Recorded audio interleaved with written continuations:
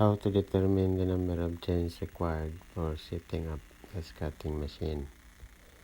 So dito tinutukoy yung kadena kasi ito ay putol-putol.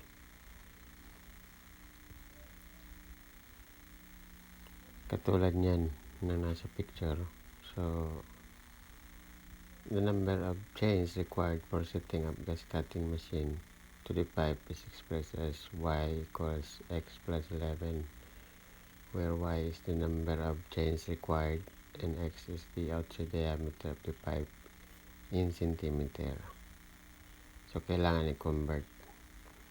So halimbawa 16 diameter pipe, ang outside diameter ay 406.4 mm.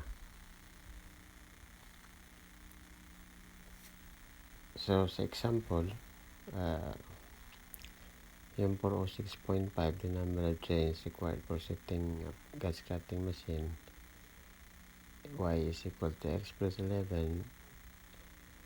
Yung outside diameter is 406.5 mm, converting to centimeter, so it becomes 40.6 cm, and rounding it up to the next higher value, it becomes 41.